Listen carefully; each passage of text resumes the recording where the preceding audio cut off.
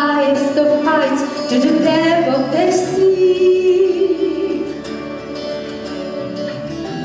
Creation revealing your majesty.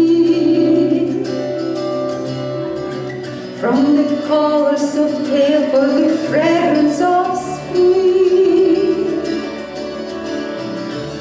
Every creature unique in the song that it sings, all exclaiming, indescribable, uncontainable. You place the star in the sky and you know it by name.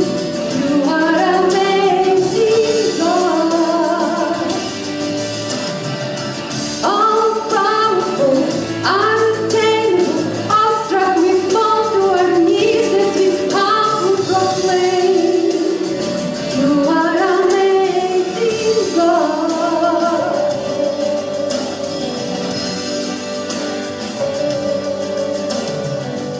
Who has stole every light in the where you go? Ours in heavenly storehouses laden with snow. Who imagined the sun and gives source to its light, yet conceal it to bring us the coolness of night. Non-forgotten, indescribable, uncontainable. You place the stars in the sky and you know it by name. You are amazing, God. All powerful, untameable, awestruck, we fall to our knees as we humble proclaim. You are amazing, God. Who imagined the sun and gives source to its light, yet conceal it to bring the coolness of night.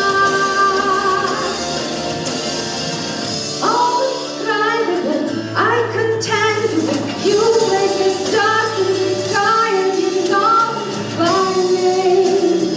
You are amazing, God. All powerful, untameable, awestruck, we fall to our knees as we humble proclaim. You are amazing, God. Indescribable, uncontainable, you place the star in the sky and you know him by name. You are amazing, God. All powerful, untameable, awestruck, we fall to our knees as we humbly proclaim. You are amazing, God.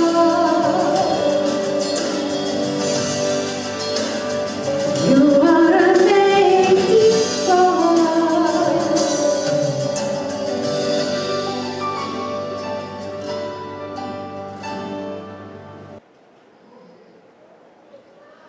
Our story today, well, can be shocking. Shocking for us to hear. Jesus is once again in the middle of a crowd, this time in a house. And it's so crowded in this house that he and his disciples, his closest friends, can't wiggle around in order to get to the food that they want to eat. So you can imagine they're a little hungry, probably.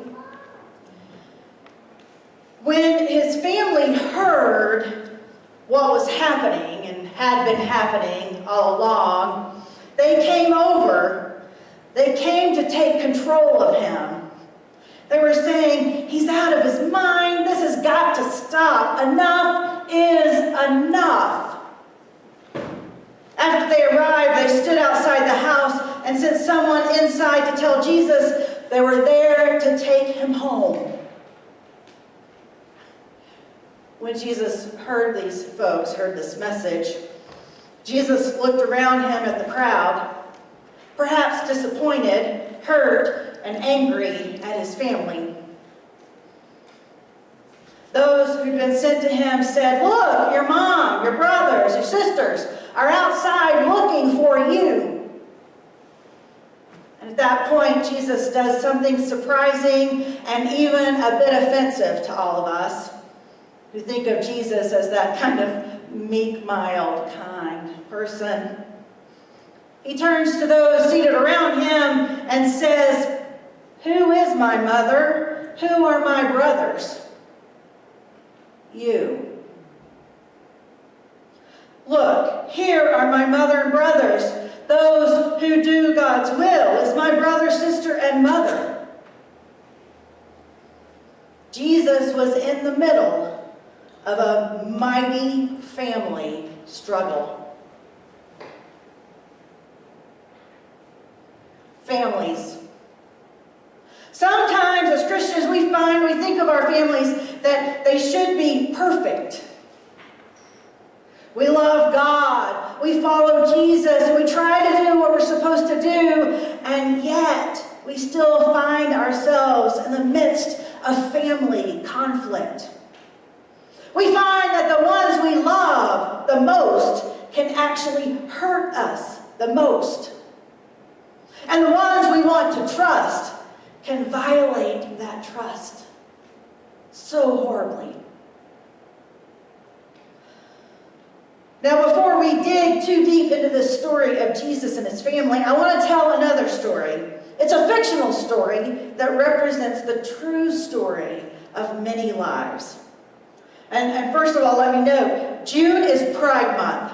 It is the month in which we celebrate the impact of lesbian, gay, bisexual, and transgender and queer individuals, the impact that they've had on history, locally, nationally, internationally. It's also a time to remember people who've been lost to hate crimes, suicide, HIV, AIDS, or other deaths related to the gender or sexuality of such persons. Now, Pose is a show on Netflix. Chris and I just started watching it last week. All of our other shows have come to the end of their seasons for the summer. It's set in the 1980s in New York. Now, early in the first episode, we get to meet Damon. Damon loves to dance. His mom has enrolled him in dance lessons and supported him in his dream to be a dancer. One day he comes home from dance class. His father has found items in his bedroom that give away Damon's deepest secret, that he is gay. And when his father asks him, Damon tells him the truth. Immediately, his father begins to violently beat him with his fists. His mother returns from grocery shopping right at that time, and she rushes inside just as Damon is thrown out of the house and onto the front yard. She comes out carrying his coat and a backpack. Hysterically, she cries, "I've supported your dreams all these years, and now you do this? You do this to me? You go against God's will." She says, now turn, repent, and change. You'll be redeemed. You can change. God will redeem you. Then she looked expectantly, imploringly at Damon, probably thinking that all of this is for his own good. And then he just looked at her, no reply on his lips. "So that's how it's going to be, huh?" his mother yells. "That's how it's going to be." And she thrust the backpack at him, knocking him down again. And she says, "Fine, leave. Get out of my house and never come home. You are dead to me." Damon was rejected and abandoned by the people who were supposed to love and understand him like no one else. The isolation that he felt was near deadly. He found himself sleeping on a bench, homeless in a park.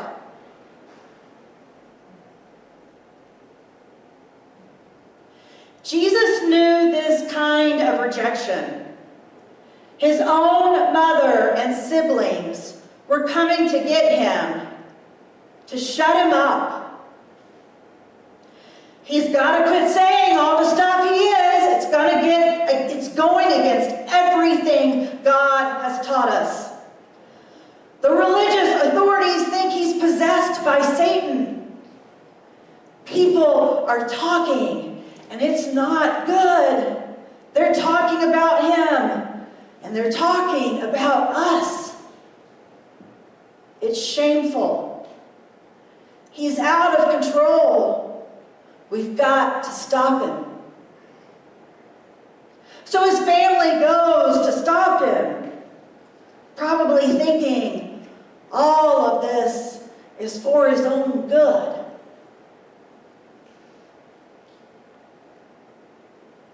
When Jesus is charged by the legal experts, when they accuse him of being possessed by Satan, he comes back at them. He uses some logic to bust through their accusations.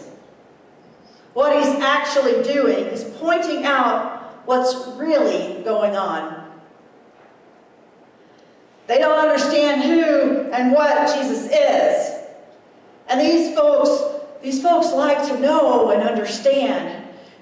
That's where they operate, up here in the brain. They want to know everything. So they're threatened because they don't understand. And Jesus doesn't fit the religion that these experts, what they've been experts in. It's a threat. So he must be ultimate sin, they say. He must be ultimate sin. He must be possessed by Satan. And unfortunately, Jesus' family gets wrapped right up in the middle of all of this. Just as often families do. So what does Jesus do? He turns to those seated around him and he proclaims. When the messengers tell him that his mother and siblings are outside looking for him, he replies, "Who is my mother and siblings? Who are my brothers?" Then he points to those around him. Whoever does God's will, those are my brothers and sisters.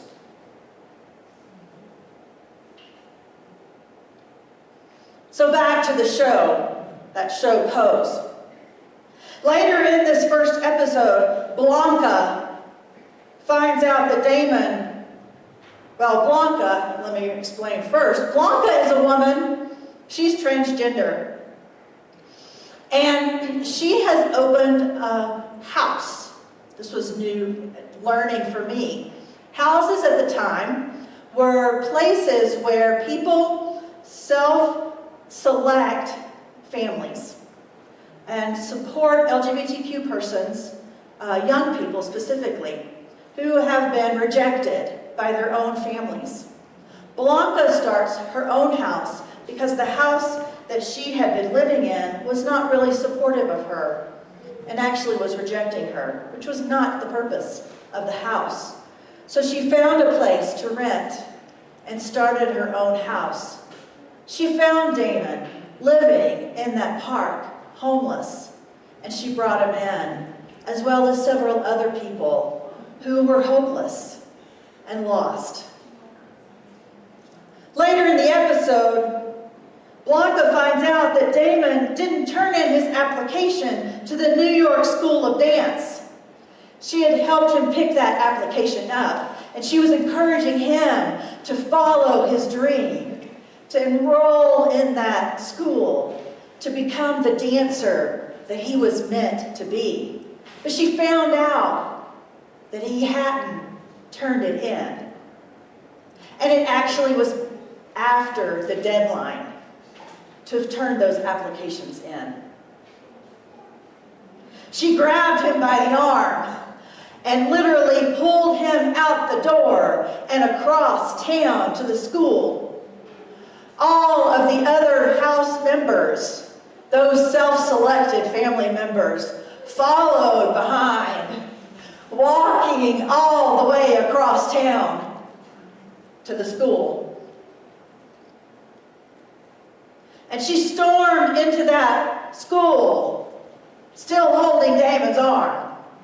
And she demanded to see the dean. And the woman at the front desk was like, well, yeah. And then she just stormed right into the dean's office.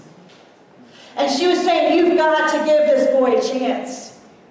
He is one of the best you have ever seen. You have got to give him a chance. You must give him. And the woman said, we've filled all of our slots. We have no room. You've got to give him a chance. And the woman said, it's past the deadline. You've got to give him a chance. He has to have an audition. You've got to give him an audition. What makes it that we make an exception for this boy? And Blanca said, have you ever had every dream beat out of you? Every hope taken from you? Been to the point that you didn't think anyone believed in you? That's where this boy is. And he's good. He's very good. You've got to give him a chance. And then the dean looked at her and said,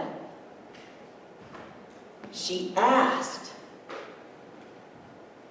who are you?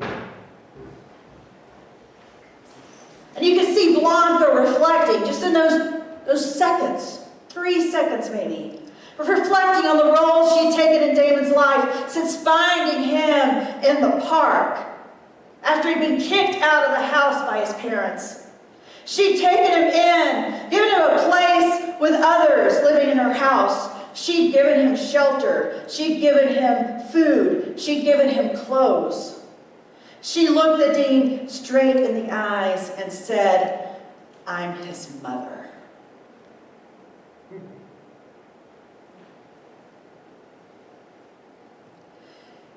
Yes, Jesus knows about broken relationships. Even the most painful.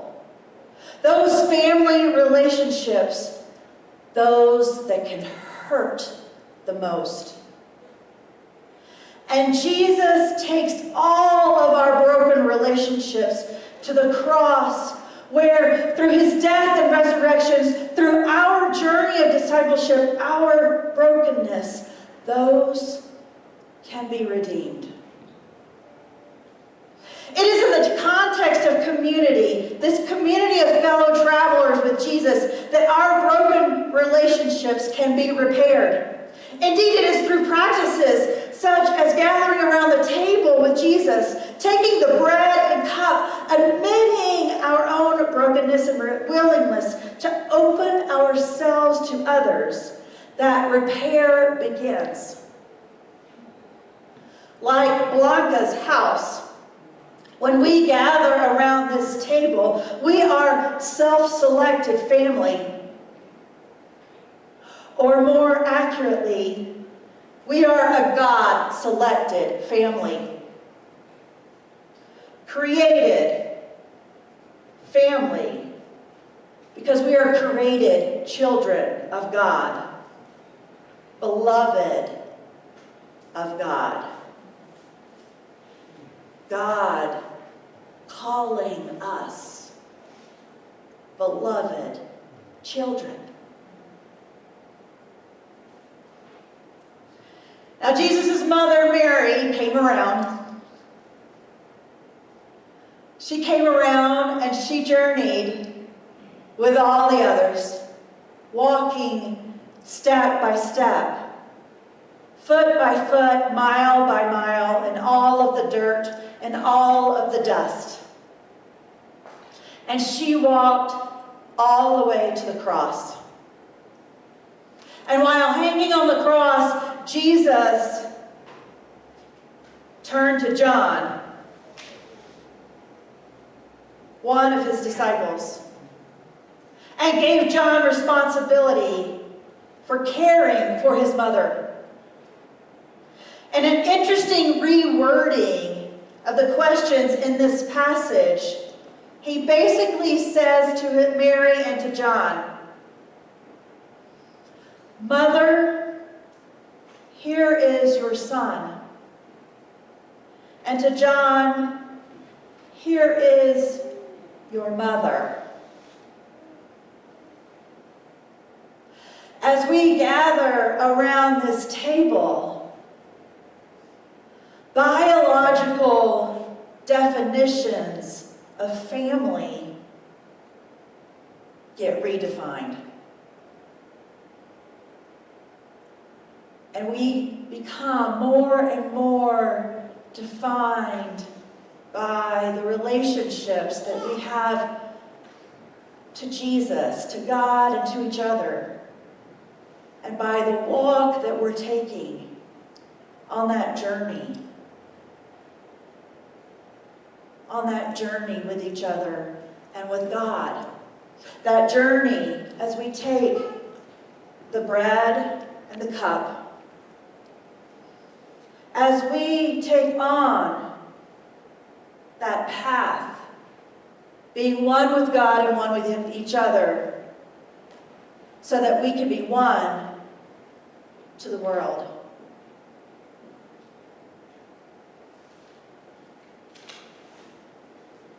Let it be.